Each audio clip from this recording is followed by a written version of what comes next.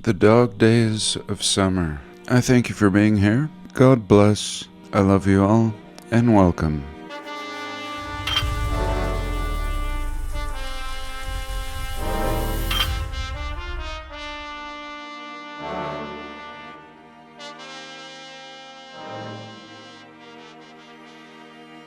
So I have a little potpourri of things to share today, and I want to start off by discussing my last video real quick.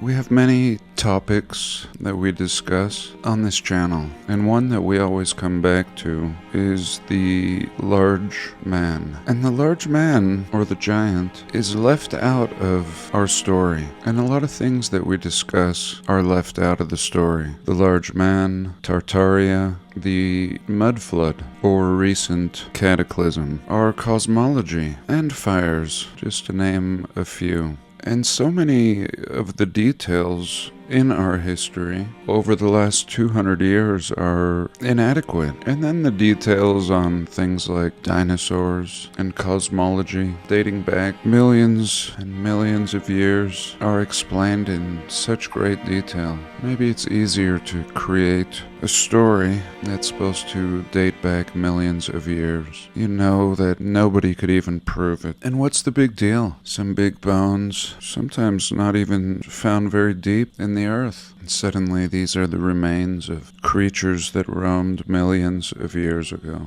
Why millions? In my last video, somebody tipped me off to a museum of bones on Catalina Island. And this man was digging up giants, to cut right to it. And he was like an archaeologist, but he was also an absolute sellout. And here he is, Ralph Glidden, stands at a dig site besides a human giant he is said to have found on Catalina Island, which is off the coast of California. Here he is, and we can compare his head and body. Not too much taller, maybe a foot or two, and not too deep. And this isn't like some burial. This looks like a bad day for this giant. And here is a look at Catalina Island, and here we can see the headline and a lot of information now just mostly forgotten and just existing in alternative communities. So I've just switched over to DuckDuckGo, and it's already better. Here's a look at the museum, a mud flooder, and here's a look at a building right on the coast of Catalina Island, also a museum. And this one is gorgeous. We can see it in the very earliest photographs in black and white. Let me show you one of those. Here we go. So back then, before it was a museum, of course it was a casino or some type of amusement.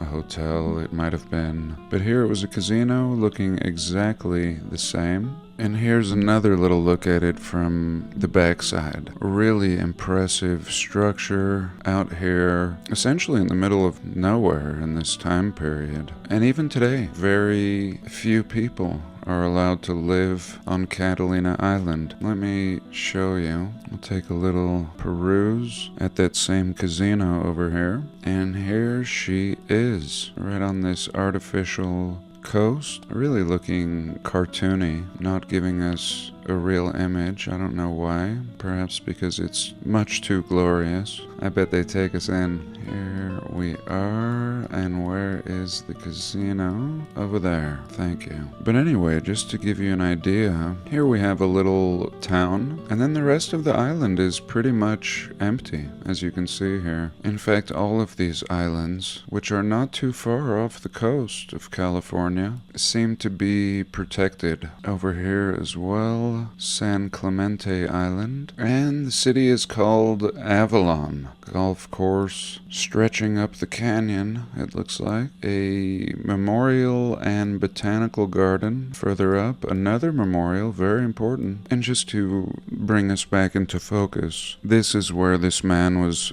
digging up giants. And in fact, one of these two museums was his. I didn't realize the casino was once also a museum. May have been that one. And let me take you down to the street level here, and I found it really remarkable. It looks like another country down here. So here's the museum, looking like a theater like the old Fox theaters or something. Really beautiful. So anyway, the giants. We have giants here, and in past videos I've shown old maps that depict the Baja region as being a region of giants. In particular, this one here, this crossing right here, on old maps says like region of giants. But we have something similar going on here, and we have a story of this man and his museum of giant bones. And I think that's the absolute missing piece in our history. I mean, there's a lot of BS. I think fictitious characters that may have not existed in reality. And then there's these people, these ancestors of ours, as far as I'm concerned. The Bible talks about them. The Native Americans, all Native Americans, have stories of the giants. In South America, especially in Patagonia, this was a region of giants, and we see it on old maps, and we have the legends. And then, as I was discussing in my last video, the Golan Heights and the ruins of the city of Bashan, and also Baalbek in Lebanon. All of this area historically in our history as a people, not just a legend, but an accepted history. And today, not accepted. Today, everything is flipped on its head. Traditional medicine is now called alternative medicine, even though it was traditional. It was the first. And here we are in this region. The other day I was exploring around here. I put a pin here. It looks like signs of past something, now totally wiped out, but not enough. And today you can't really explore this area. This is in between Israel and Syria, and you have this kind of neutral zone. So over here would be Syria, down here Israel, and the Golan Heights. Big chunk of land. And this is the City of Giants. So now through modern treaties and whatever, I don't want to get political, but through political treaties, one way or another, this area is now an off-limits area, a controlled area, keeping people out. Tactics used throughout the realm till they can figure out what to do. And right now, they're just bombing the piss out of it. Both sides. And here I put another pin. Let's see what I've pinned here. Okay, very advanced circuit board development. And what caught my eye was this would be an intricate pattern for the old world. This is what they did. You know the pattern well. Circles, grids, very symmetrical. I always pick up this pattern. Whether in a city, I can find the state capital by finding this pattern in the roads. And here I found it out in the desert, and it's totally been cooked. This would have been all the good stuff. We would have had a great and glorious building right here. Now missing. The beautiful gardens stretching out and fountains. Same here. Fountains going in this direction. This would have been a nice garden area, and it's clearly been wiped out. Just a husk of what it once was. Very similar to the even fainter footprint we see out in the middle of the Nevada desert or California city.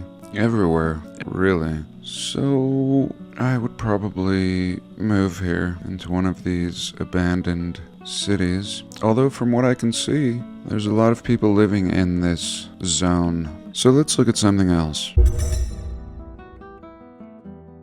Okay, part 2. I'm really amazed, actually. I really didn't think I had anything to say. So here I wanted to look at the history of Phoenix. Recently, or at least 6 months ago, we were discussing the Roosevelt Dam and how it was built in this horse and wagon time period, and how it looked like something that was actually much older than this horse and wagon time period. I compared it to the blocks that we could see at the top of the pyramids of Giza, and it was the same blockage, the same builders. There's no way you could move one of those blocks with the technology available to them in this early time period. And essentially, this is what was going on down the street. In the Valley of Phoenix. The town of Phoenix was settled in 1867. It was incorporated in 1881. So this one is very late, similar to San Francisco, but even later, San Francisco being 1849. Here we're settling in 1867. This is even later than Salt Lake City or the Mormons and the Utah settlement. When I was 5 years old, my parents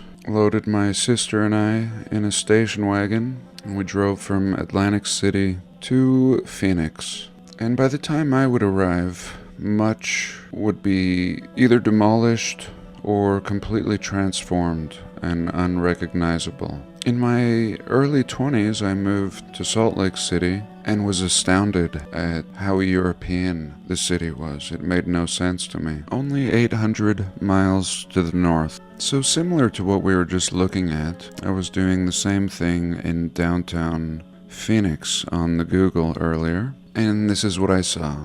You see what I'm talking about. The way that these buildings and gardens are typically laid out. And I was actually just doing a manual search of what old world buildings I could see just from the Google Earth. And I've pinned a few, and let's look at those. Here's one over here. And let's zoom into her. Big brick building, very ornate as they usually are, more so at the top. And let's drop the man. We have one across the street as well, and very nice. They have preserved this beauty. Okay, let's look at another one. The Arizona Courthouse. Boom. So again, I am really happy to see what has been preserved. A beautiful courthouse. Let's drop the man, and here we go. Really impressive. And usually one building will be surrounded by others. Here we can see another example. A very beautiful detail. Let's drop the man for good measure. The Lures Tower. A lot of beautiful details. Let's see what else I've pinned. And I think it was this one over here. No doubt an old worlder. And I think that's the problem. When I was young, I wasn't looking at the tops. This is where all the gold is hidden. Let's see if we can get a look from ground level. Beautiful ornate brick building. Let's get a little closer.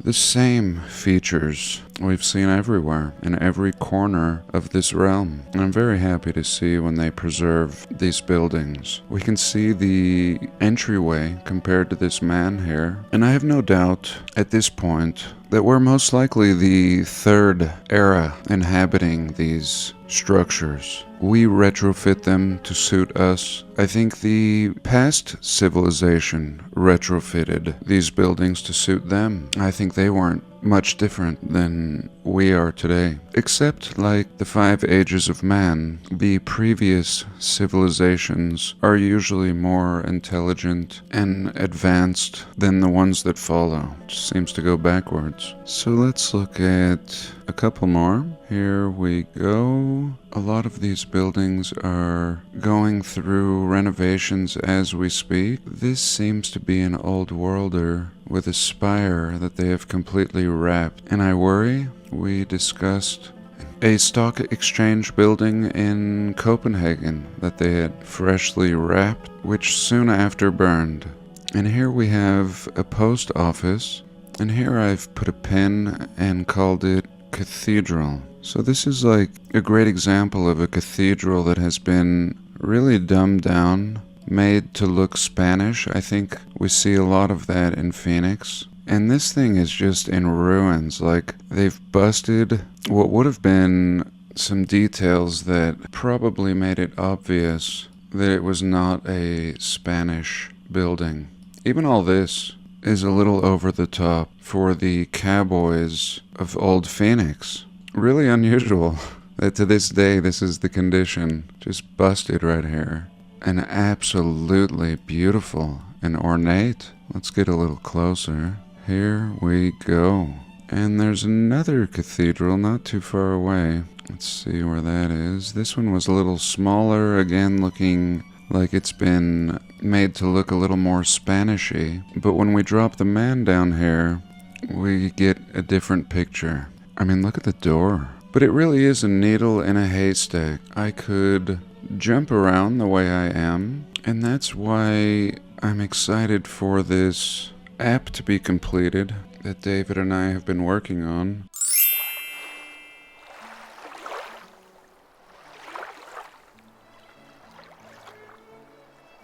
Okay, one more thing. So this is something that I saw on the Weather Channel. It was pretty fascinating. They're calling it a fire tornado. And it really is unbelievable the way these fires behave, like explosive, really. Just beyond the way that a normal fire should behave. And we've been looking at these patterns and anomalies for years. These supposed natural events. I mean, the biggest red flag is these fires seem to cook metal and not trees.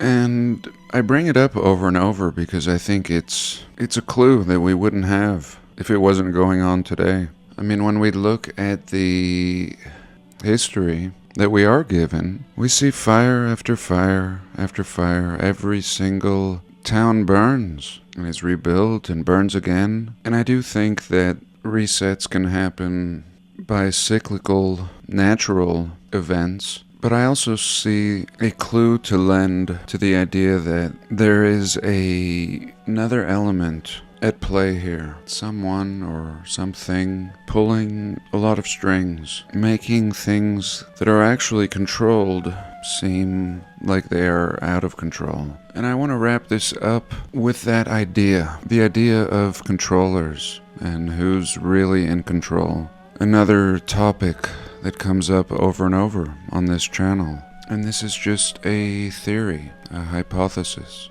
Simply a thought that I share with you to get feedback. Why hide the large people that by the time we discover them are gone? Well, maybe we destroyed them and have guilty conscience. I doubt it, but maybe. The Native Americans always tell us that they warred with them. The Lovelock Cave in Nevada, we're told that they burned them in a cave. The natives took them out. But was this a story that was told to them in their forced re-education? Was this a story told to them as like a blame, passing on blame? I don't know, that's option one. Option two is maybe these giants or the survivors of this people that once existed throughout the realm. Maybe they are still in control, and that's why they want to hide the history, or at least tried to. I should say that they have failed. But maybe if you were secretly controlling things, you would want to hide your identity.